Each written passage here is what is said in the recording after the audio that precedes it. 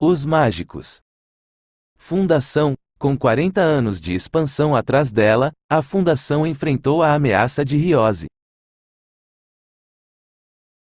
Os tempos épicos de Ardyn e Mallow tinham desaparecido e com eles uma sólida coragem e resolução. Enciclopédia Galáctica. Havia 4 homens no aposento e esse aposento ocupava uma posição separada, pelo que ninguém podia aproximar-se. Os 4 homens olhavam tranquilamente uns para os outros, e depois fitavam vagarosamente a mesa que os separava. Havia 4 garrafas em cima da mesa e muitos copos cheios, mas ainda ninguém lhes tinha tocado. Nessa altura o homem que estava perto da porta estendeu o braço e começou a tamborilar um ritmo lento, surdo, em cima da mesa. Foi ele que disse: "Vocês vão ficar aqui sentados olhando uns para os outros. Qual é o assunto de que se deve falar em primeiro lugar?" "Fale você primeiro, nesse caso", disse o homem alto que lhe estava defronte. "Você é a pessoa que deve estar mais preocupada." Senete Forel riu entre dentes com um mau humor silencioso. "Por que você pensa que eu sou o mais rico? Bem, ou então você espera que eu continue como tinha começado. Calculo que você não esteja se esquecendo que foi a minha própria esquadra comercial que capturou a nave espiã deles." "Você é o proprietário da maior esquadra", disse o terceiro, "e tem também os melhores pilotos, o que vem a ser outra maneira de dizer que você é o mais rico." Era um risco terrível, e teria sido muito grande para qualquer de nós. Senete Forel voltou a rir entre dentes. "Há certa facilidade em arriscar os rendimentos que herdei de meu pai. Afinal de contas, o ponto essencial quando se corre um risco é que a contrapartida vale a pena.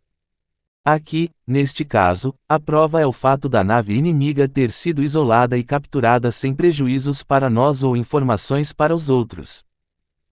Que Forel era um parente colateral afastado do falecido grande Robert Mallow era reconhecido através da Fundação. Que era filho ilegítimo de Mallow era aceito por um grupo considerável de pessoas. O quarto homem piscou os olhinhos furtivamente. As palavras deslizaram-lhe entre os lábios finos. "Ele não é nada para dormir sobre este rico triunfo, representado pela captura dessa pequena nave. Mas, provavelmente, deverá deixar zangado o jovem depois." "Você pensa que ele precisava de motivos?", indagou Forel, desdenhosamente. "Julgo que sim, por isso, para o salvar do vexame, teve de criar um." O quarto homem falou vagarosamente. "Robert Mallow trabalhava de outro modo. E salvou Ardyn. Esses deixavam que os outros seguissem pelos duvidosos caminhos da força, enquanto eles manobravam pelo seguro e tranquilamente." Forel encolheu os ombros. "Esta nave provou já o seu valor. Os motivos são baratos e nós devemos vender este com lucro." Havia a satisfação do comerciante nato nesta afirmação. Continuou: "O jovem é do velho império." "Já sabemos isso", disse o segundo homem, o mais alto dos 4, com uma onda de descontentamento. "Desconfiamos disso", corrigiu Forel, em voz baixa. "Um homem que chega com naves e riqueza, com propostas de amizade, e com ofertas de comércio, só é sensível ao estribilho de competição e, todavia nós estamos certos de que a máscara do lucro não é uma face afinal de contas." Mas agora... Havia uma marca de indistinta lamentação na voz do terceiro homem quando começou a falar. "Podíamos ter sido muitíssimos mais cuidadosos. Podíamos ter averiguado primeiro o que se passava com ele. Podíamos ter averiguado primeiro antes de o termos autorizado a sair. Podíamos ter mostrado uma verdadeira prudência." "Isto já tinha sido discutido e decidido", disse Forel. Repelia o assunto com um gesto final e positivo. "O governo é mole", lastimou-se o terceiro homem, "o prefeito é um idiota." O quarto homem olhou à volta para os outros 3 e tirou a ponta do charuto da boca. Deixou-a cair casualmente na fenda que estava à sua direita, onde desapareceu com um silencioso silvo de desintegração. E disse com ironia: Espero que o cavalheiro que falou em último lugar só o tenha feito por força do hábito. Podemos ser obrigados a lembrar aqui que nós somos o governo. Houve um murmúrio de concordância. Os olhinhos do quarto homem estavam fitos na mesa. Então deixem-nos ficar somente com a administração política. Este jovem, este estrangeiro podia ter sido um possível freguês. Tem havido casos desses. 3 dos nossos tentaram prendê-lo com um contrato antecipado. Nós temos um acordo de cavalheiros, contra isso, mas tentamos. Foi você que o fez, resmungou o segundo homem. Reconheço que sim, disse o quarto, calmamente. Nesse caso vamos esquecer o que devíamos ter feito no princípio, interrompeu Forel impaciente, e continue com o que devemos fazer agora. Seja como for, se o tivéssemos aprisionado, ou morto, o que é que teria acontecido? Não temos certeza das suas intenções, e o que seria pior, podíamos provavelmente destruir um império eliminando rapidamente a vida de um homem. Podia haver navios sobre navios emboscados do outro lado, esperando exatamente que não regressasse. Isso mesmo, aprovou o quarto homem. Agora, o que é que vocês tiraram da nave capturada? Eu também sou suficientemente velho para essas conversas. Isso pode dizer-se em algumas poucas palavras, replicou Forel, muito carrancudo. É um general imperial ou qualquer graduação correspondente a essa que aqui possa haver. É um homem novo que provou o seu talento militar, assim ouvi dizer, e que é o ídolo dos seus homens. Uma carreira mais ou menos romântica. As histórias que eles contam a seu respeito, não há dúvida que metade são mentiras, mas precisamente por isso o que se verifica por aí é que é um tipo de homem prodigioso. Quem são esses, eles? Perguntou o segundo homem. A tripulação da nave capturada. Olhe, tenho todas as suas declarações registradas em microfilme, coloquei-as em lugar seguro. Mais tarde, se quiserem, podemos ouvi-las. Podem ouvir pessoalmente os homens falar, se pensarem que é necessário. Disse-lhes apenas o essencial. Como é que você conseguiu isso deles? Como é que sabe que eles lhe disseram a verdade? Forel franziu as sobrancelhas. Não fui nada suave, meu caro cavalheiro. Comecei por inutilizá-los, droguei-os loucamente, e servi-me da sonda impiedosamente. Eles falaram. E vocês podem ouvi-los quando quiserem.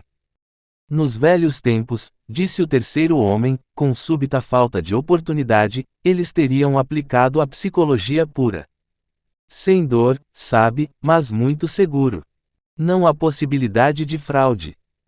Bem, isso era o melhor negócio que eles tinham nos tempos antigos, disse Forel, secamente, agora estamos nos dias de hoje. Mas, disse o quarto homem, o que é que ele quer daqui, esse general, esse romântico homem prodígio? Havia uma persistência teimosa e aborrecida na maneira como voltava ao assunto. Forel lançou-lhe um olhar rápido e mordaz. Você pensa que ele confidencia os pormenores dos seus assuntos políticos com a tripulação? Eles não os conhecem. Não havia nada a tirar-lhes a este respeito, e eu experimentei, a galáxia bem o sabe. O que nos deixa tirar as nossas próprias conclusões, como é evidente. Os dedos de Forel estavam outra vez tamborilando tranquilamente. O jovem é um chefe militar do Império, embora esteja se passando por um príncipezinho de pouca importância de uma das estrelas perdidas num canto excêntrico da periferia. Isto só nos assegurará que os seus motivos reais nos são desconhecidos, pois ele não tiraria nenhum benefício deles se nós os conhecêssemos. Combina a natureza da sua profissão com o fato de que o Império já subvencionou um ataque contra nós no tempo de meu pai, e as possibilidades tornaram-se agora idênticas. Esse primeiro ataque falhou. Duvido que o Império nos esteja reconhecido por isso. Não há nada nas suas descobertas, perguntou o quarto homem cautelosamente, que nos dê uma certeza qualquer. Você não está nos escondendo nada. Forel respondeu polidamente. Não posso esconder nada. Em um caso como este não pode haver questão de rivalidade de negócios. A unidade é forçosa entre nós. Patriotismo, havia zombaria na voz do terceiro homem. O patriotismo que vá para o diabo, respondeu Forel tranquilamente. Você pensa que eu dou 2 baforadas de emanação atômica pelo futuro segundo império? Você pensa que eu arrisco uma única missão comercial para facilitar o seu caminho? Mas, você supõe que as conquistas imperiais podem ajudar o meu negócio ou o seu? Se o império ganhar, haverá um grande número de corvos desejosos de carne podre para suspirar pelos despojos da batalha. E nós seremos os despojos, acrescentou o quarto homem, secamente. O segundo homem rompeu bruscamente o silêncio, e mexeu o seu volume iradamente, de tal modo que a cadeira estalou sob o seu peso. Mas por que é que estamos falando disso? O Império não pode ganhar, não acha? Temos a garantia de Seldon de que nós acabaremos por formar o segundo Império. Trata-se apenas de mais uma crise. Já houve 3 antes desta. Só mais uma crise, claro que sim, ponderou Forel, mas quando se verificaram as 2 primeiras, tínhamos Salvor Ardim para nos guiar, na terceira, havia Robert Mallow. E quem temos nós agora? Olhou sombriamente para os outros e continuou. As leis psicohistóricas de Seldon, em que é tão confortante confiar, possuem uma contribuição variável, uma certa iniciativa normal por parte do próprio povo da fundação. As leis de Seldon ajudam aqueles que se ajudam a si mesmos. As circunstâncias fazem o homem, disse o terceiro homem, aqui tem mais um provérbio para seu uso. Você não pode contar com isso, pelo menos com certeza absoluta, resmungou Forel, o caminho que se impõe agora não parece ser esse. Se esta é a 4ª crise, nesse caso Seldon tinha-a previsto. Se a previu, nesse caso ela pode ser vencida, e deve haver uma maneira de consegui-lo. Agora o Império está mais forte do que nós, sempre o fora. Mas é a primeira vez que estamos em risco de sofrer o seu ataque diretos, de modo que a sua solidez torna-se terrivelmente ameaçadora. Nesse caso, se pode ser vencida, deve ser mais uma vez como em todas as crises passadas por meio de um método diferente da utilização da pura força. Nós devemos descobrir o lado fraco do inimigo e atacá-lo ali. E qual é esse lado fraco? Perguntou o quarto homem. Você tenciona sugerir uma teoria? Não. Aqui está o ponto em que preciso ser orientado. Os nossos grandes líderes do passado viam sempre os pontos fracos dos inimigos e dirigiam-se para lá. Mas agora, havia um abandono na sua voz, e por um momento ninguém se arriscou a qualquer comentário. Nessa altura o quarto homem disse: precisamos de espiões. Forel virou-se para ele vivamente. É isso mesmo. Não sei quando é que o Império atacará. Ainda devemos ter tempo. Robert Mallow entrava pessoalmente nos domínios imperiais, sugeriu o segundo homem. Forel meneou a cabeça. Nada assim de tão direto. Nenhum de nós é precisamente um jovem, e todos nós estamos enferrujados com as fitas vermelhas e os pormenores administrativos.